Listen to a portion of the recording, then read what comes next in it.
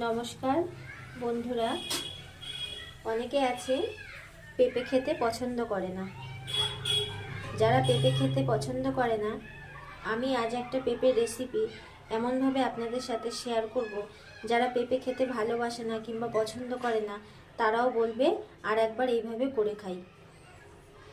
তো চলুন, আমি অতি সিম্পল অতি সাধারণভাবে এই রান্নাটা তোমাদের করে দেখাবো। কিন্তু তোমাদের কাছে আমার রিকোয়েস্ট রইল, আমি যেভাবে আজকে পেঁপের এই রেসিপিটা করে দেখাবো তোমরা একবার হলেও রান্না করে খেয়ে দেখো। আশা করি তোমাদের ভালো লাগবে। তেল গরম হয়ে গেছে, আমি আলুটা এই যে এরকম করে কেটে নিয়েছি ছোট ছোট করে। তো আমি এখন সেটা ভেজে নেব।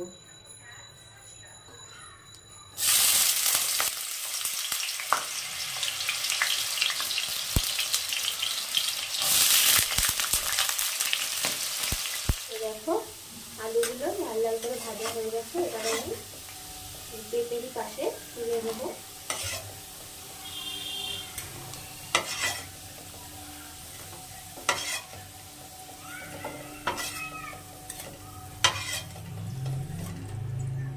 এবার আমি একই তেলে 100 গ্রাম মতো চিংড়ি মাছ ভেজে নেব।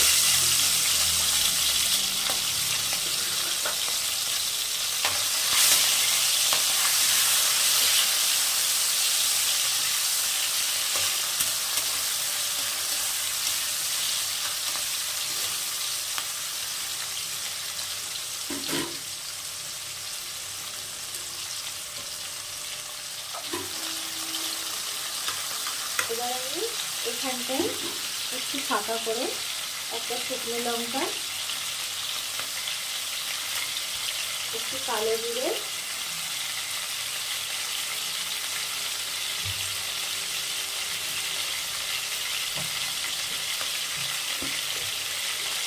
আর একটু রাঁধুনি দিয়ে দেবো।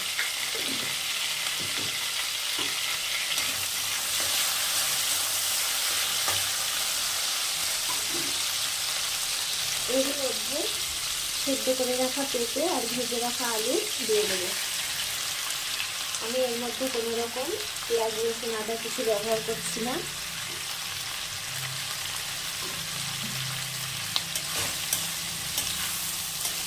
তোমরা চাইলে করতে পারো, তবে আমি যে রান্নাটা দেখাবো এটায় পেঁয়াজ রসুন ছাড়াই ভালো লাগবে।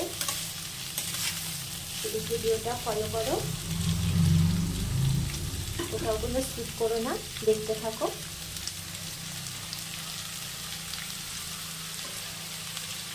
এর মধ্যে দিয়ে দেবো আমি স্বাদ মতো লবণ,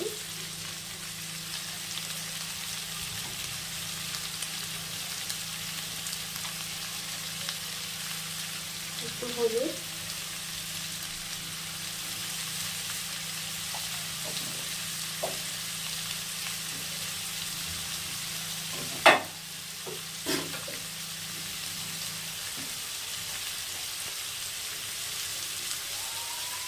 একটু ধনে গুঁড়ো,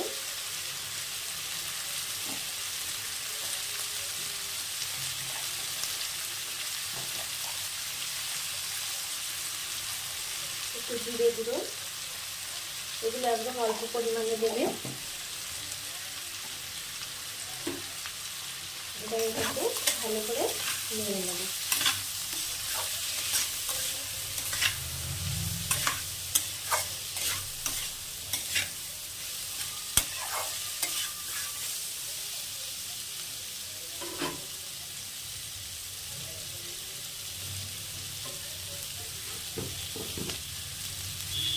দিয়ে দেবো ঝাল লঙ্কার গুঁড়ো। আপনারা চাইলে এখানে কাঁচা লঙ্কাও ছিঁড়ে দিতে পারেন।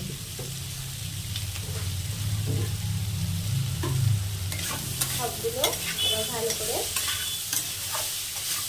ভেজে নেব।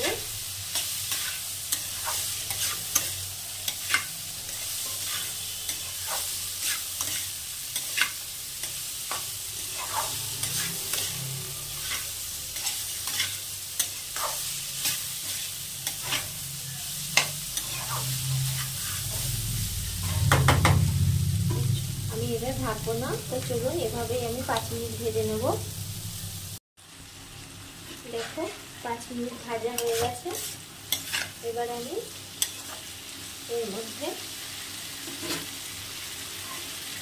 সামান্য কেটে রাখা টমেটো দিয়ে দেবো।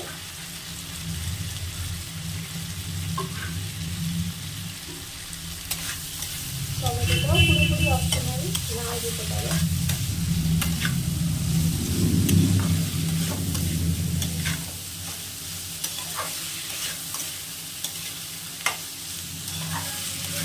দেখো কত সুন্দর মাখো মাখো হয়ে গেছে।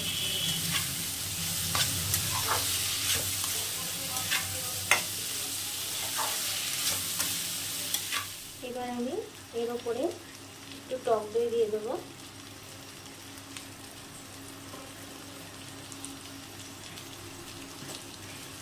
একদম নিজের মতো করে রান্না করা। রিকোয়েস্ট করলে একবার করে খাবে, কেমন লাগলো সেটাও কমেন্ট করে জানাবে যদি এভাবে করে খাও। এই রান্নাটা তো ঢেকে ঢেকেও করা লাগে না বারবার। যেহেতু আমি এখানে টক দই আর একটু টমেটো ব্যবহার করেছি, সেই জন্য এখানে আমি টকটা ব্যালেন্স করার জন্য সামান্য চিনি দেব। মিষ্টিটা এখানে অবশ্যই দেব। এবার আমি একটু সামান্য জল দিয়ে দেব, যেহেতু এটা আমি গামাখো গামাখো করব।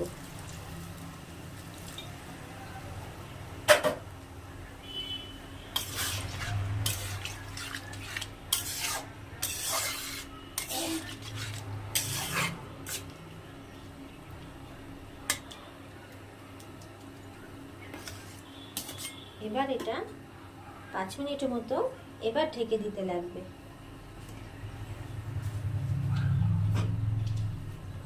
এটা আমি ঢেকে দিলাম 5 মিনিটের মতো। তো দেখো এটা প্রায় গামাখো মাখো হতে গেল। একটু খুন্তির সাহায্যে ঢেকে দিলাম। এবার আমি এর মধ্যে, এই সময় আপনারা একটু ঝাল মিষ্টি লবণটা চেক করে নেবেন। এর মধ্যে আমি একটু ঘি দেব সামান্য,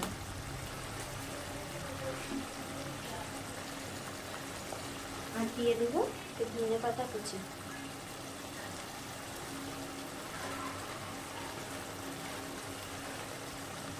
বন্ধুরা বেশি করে ইউটিউব চ্যানেলটা সাবস্ক্রাইব করে দিও, ফেসবুকের পেজটা ফলো দিও, আর পুরনো বন্ধুরা পাশে থেকো। নতুন বন্ধুরা ওয়েলকাম জানাচ্ছি, যে তারা যেন আমার পাশে থাকে। আর ভালো লাগলে অবশ্যই কমেন্ট করো। চলো তোমাদের সার্ভ করে দেখাচ্ছি। পেঁপের ডালনা, এটাই আমি নাম দিলাম, তোমরাও তোমাদের পছন্দ মতো একটা নাম দিয়ে দিও।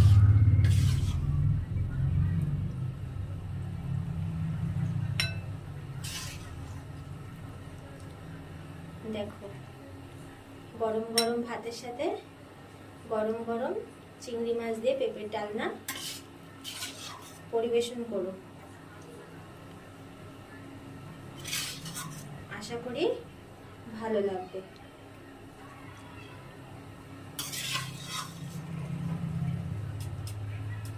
তো ভিডিওটা এখানেই শেষ করছি। সবাই ভালো থেকো, সুস্থ থেকো। আবার চলে আসবো অন্য একদিন অন্য কোনো ভিডিও নিয়ে। এই দেখো রাখছি।